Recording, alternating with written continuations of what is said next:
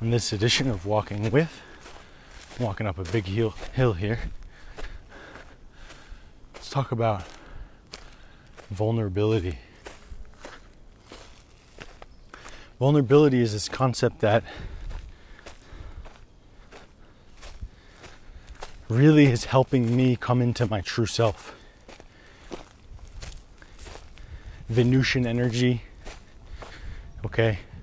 The energy of Venus, being receptive, being flowy, instead of my normal Mars go-getting, fighting attitude. It's a beautiful house right there.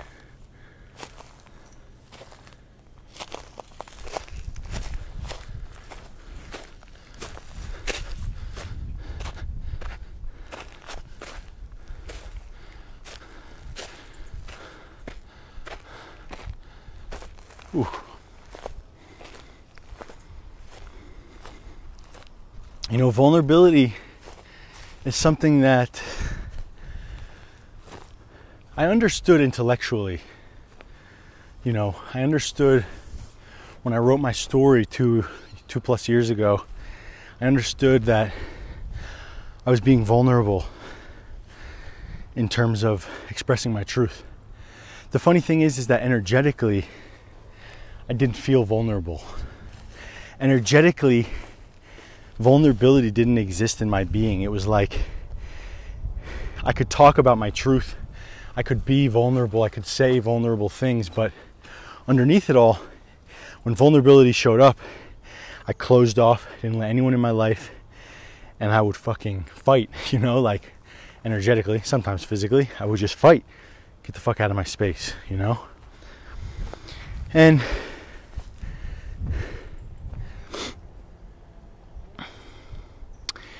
the truth is that we are all vulnerable, whether or not we express it, show it, or feel it. We are all 5 seconds away from having our life ripped away from under our feet, getting hit by a car, getting into a car accident, losing a loved one, losing a pet. We are 5 seconds away from being massively vulnerable. And you watch animals in nature, even the toughest, most ferocious of animals, they have so much playtime. Lions, jaguars, bears.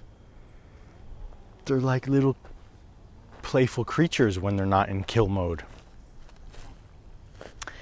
And there's some part of being a man in this world that we think we are so damaged or weak or going to be viewed down less upon if we show our vulnerability.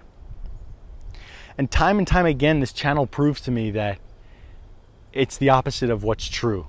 When I release a video, you guys don't know this, but I spent a month and a half before I released that Smooth Poos video, that parody skit, because it was vulnerable for me. I never told anyone this, but I have this comedic actor side of myself that wants to come out into the world, and I'm slowly going to try and bring it, but I thought that I would just get so much respect lost for me by being funny. And how silly, I mean, maybe it's true, maybe, I don't know, but the reaction was amazing. Everyone loved it. So the story we have running about how someone's going to perceive us and based on an action, and the way that they actually perceive us based on that action are so different from each other.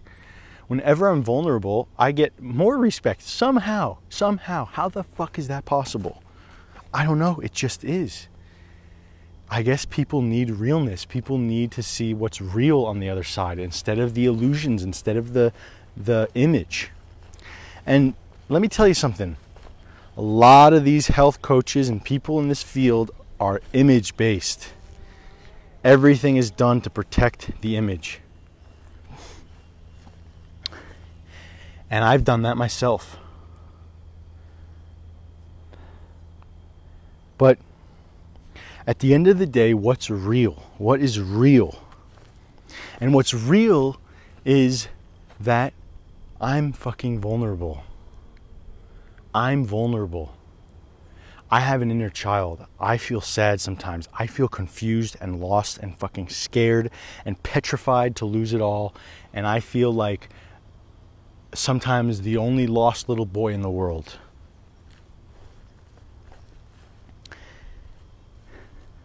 And a lot of times I don't know what the fuck I'm talking about. I don't know what the fuck I'm doing.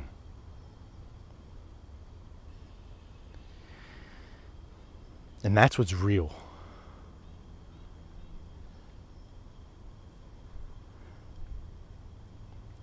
And I don't want to be image-based, illusion-based. I just want to be real.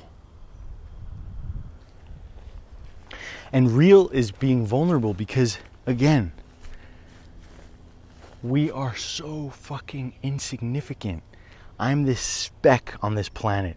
Look at what's around me. Every single one of these beautiful living creatures. They all have life force. They all have intelligence. They've all been created by the divine.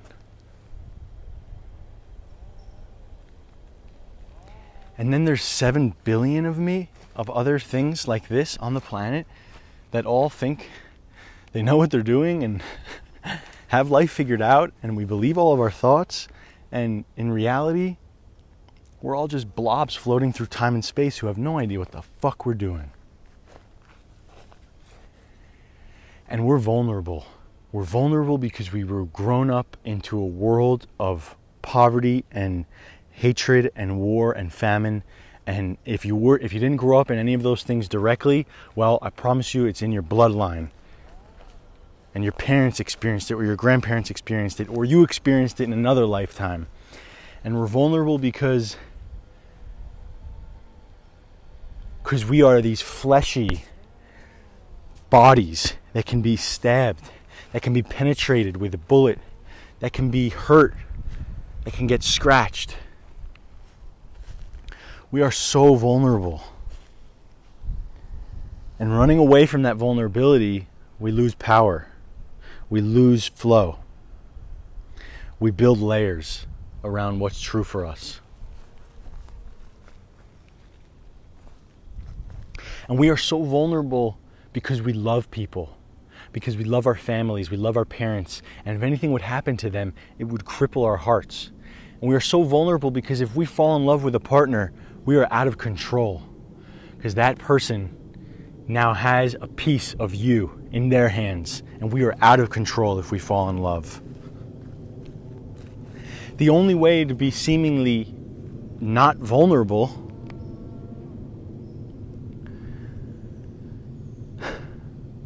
would be to never open, to go through life closed, to never open our hearts, to never open our energy field, to run through life closed, which a lot of people do, create layer after layer after layer until one day you're 80 years old, you're turning into stone and rock and calcification emotionally and physically, and you wonder if there was more to life than just closing. And other people fucking open to life every step of the way, and sometimes they get bashed in the heart, and sometimes they feel sad as fuck. But if you open to life, a real warrior opens. It's easy to close. A real warrior knows that life is a fucked up place right now. The world is in shambles. Humanity is so far off the mark as far as what we were intended to be here on this planet. And a warrior wakes up in the morning, knows all of those facts, and says, okay, what's on the agenda? What's on the agenda? Bring it. Bring it, life. So, I stand here on top of this hill in Berkeley, California. What the fuck I'm doing?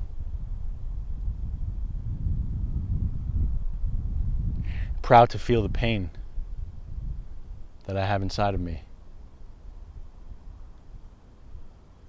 All right, that's all for today. Peace.